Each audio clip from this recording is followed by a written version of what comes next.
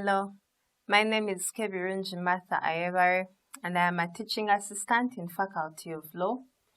And today I will be taking you through Law and Development as a course unit, one of the course units that we shall be studying for Bachelor of Laws. The purpose for this course unit is for us to look at how the law aids us in development purposes, in fostering development in our countries, because it is important for all countries to keep progressing. And one of the characteristics of development is that a country should always be dynamic. So it's important for us to look at all the factors that contribute to development, and among them is law. So law may be defined. Generally, there are so many definitions of law.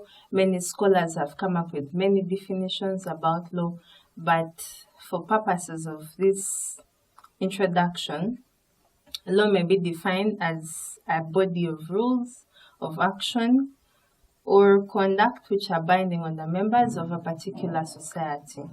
So these rules generally specify how we should conduct ourselves, how we should relate with one another, in order for us to promote harmony in society. It's important for us to follow the laws, the rules and guidelines and regulations that are in a certain community. And then development may be defined as a progressive transformation of the economy and society. By progressive, the key word here is progressive.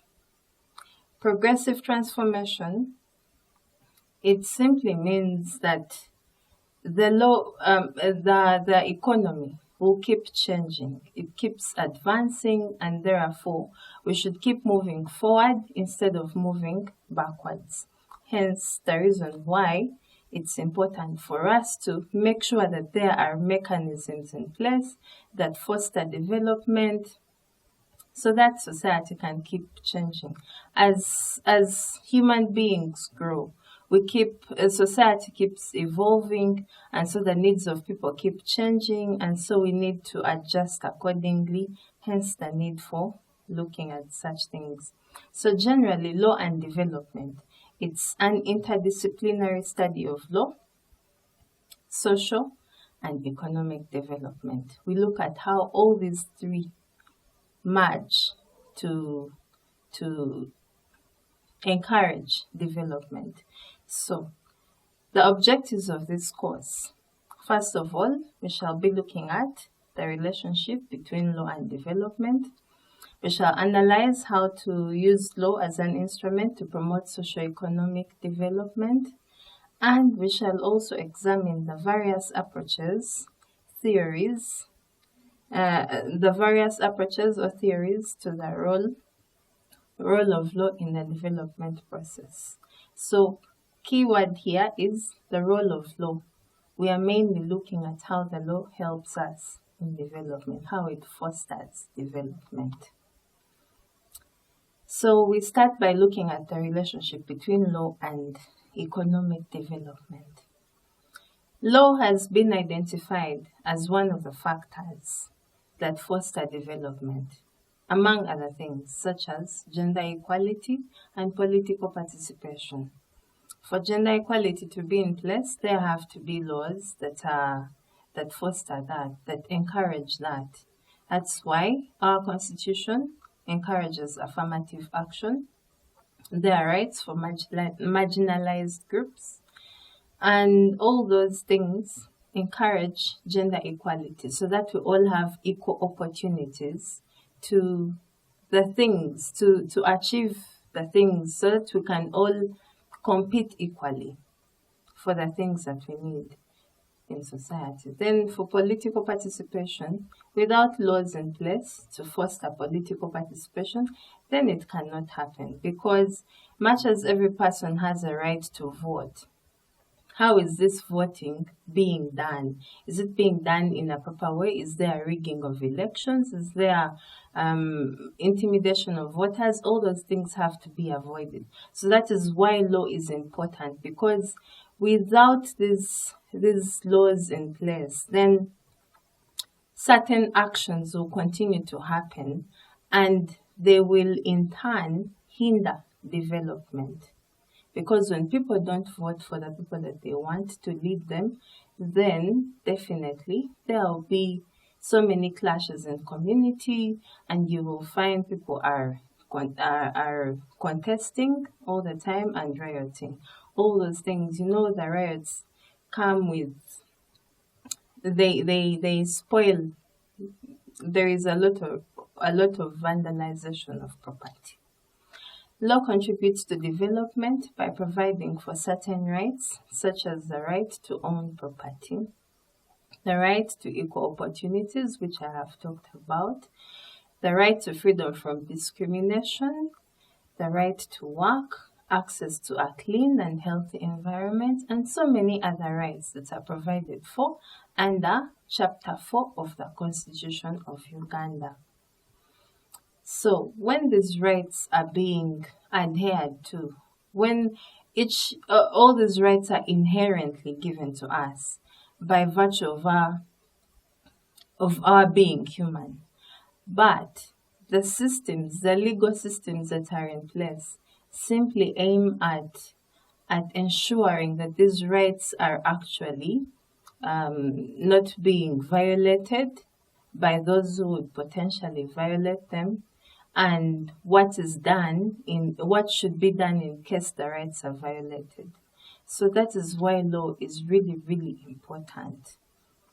In order for law to foster development, a society needs trained legal professionals. Some scholars have argued that you cannot have development when the systems in place are not organized. And among the things that we need are the legal professionals. Because when you have a problem and you run to court and you're seeking redress from court, who will help you best? It will be a lawyer. And so we need legal professionals, trained legal professionals to be in place. We need an efficient court system where justice is not being delayed, because we know that justice delayed is justice denied. So when the court systems are efficient, then matters are heard within a short time and they are disposed of within a short time, and people can keep moving on with their lives. And that will encourage development. When people know that when they go to a court and bring their complaints to court, they will be heard and given redress within a short time, within the shortest time possible, and hinder any further damage that could have been done, then they will feel the need to keep going to court. And this will foster development. And we also need reliable enforcement mechanisms. That is why we have the police, the Uganda Police Force. We have the Uganda People's Defense Force. We have other systems that are in place that are all aimed at ensuring that the laws are complied with. Because when law is complied with, development will also be encouraged. People will be able to keep moving on with their lives. Law can successfully be used as a tool for development in development countries. It can, but that is only if these laws are crafted with appropriate attention to the local culture, social and economic needs of these countries, of the citizens in these countries. This is because at the time when we were colonized, we had adopted laws from England. And the circumstances in England were definitely different from what we have in Uganda.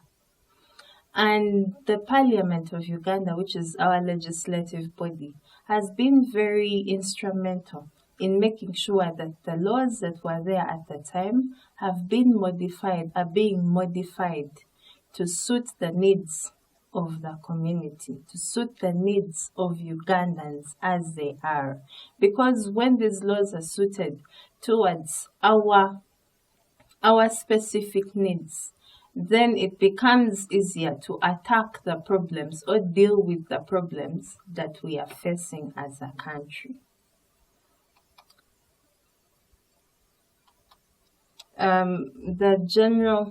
I would like us now to move on to the general theory of law and development.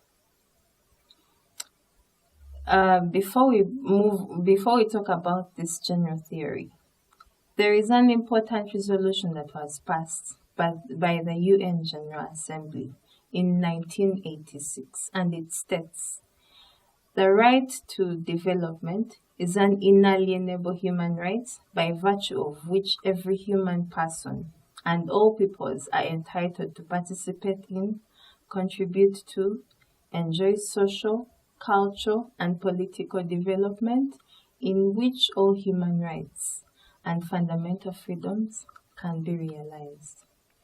From this particular resolution, it emphasizes the right to development.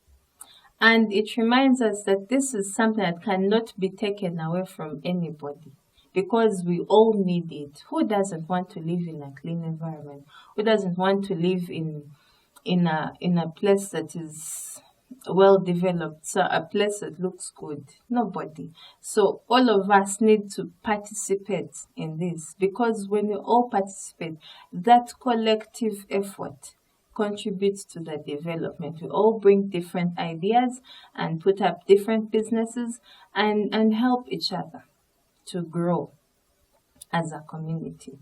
So this resolution, it reminds us that every person should be able to exercise their right to development and demand for it and even participate in it in all the ways that they possibly can. So the general theory of law and development, it proposes that the enhancement of people's well-being is a worthy goal for the state to pursue. If legal reforms such as human rights and empowerment are fashioned in line with the uniqueness of the lives, values, and cultures of indigenous people, they will be well received and effective in society. So, this clearly explains what I have been talking about in the previous slide. When the citizens of a country are being encouraged to participate in the things that will encourage development in a country, then it will be much easier to achieve development. When law reforms are being made to suit the needs of the community, then the problems of the community are being dealt with from the grassroots. And so it's easier for people to keep advancing and moving forward. So this particular theory encourages legal reforms. It encourages changes in the law because people are dynamic. Society is dynamic. It's ever changing. So the law cannot remain static. It has to be dynamic as well. And so, as these legal reforms are being made, research has to be done as to what is currently affecting the people. And so what needs to be worked on that has not been worked on so far. Because when those issues are tackled and systems are put in place, legal systems are put in place, then it is much easier to deal with them and also encourage development. Without legal systems, it would be hard to enforce the rules and regulations of community. Even in 80 years, they had the clan chiefs who were in charge of punishing people. So we have to encourage development through using the law itself. In conclusion, the law is important to the extent that it secures and sustains internal stability and guides the policies that countries should implement throughout the process of development. If it is applied in each country, it should be subjected to the local variances of the people in that country and also reflect an adaptability to the prevailing socio-economic conditions on ground. Thank you so much for listening. Enzima yo Burundi wa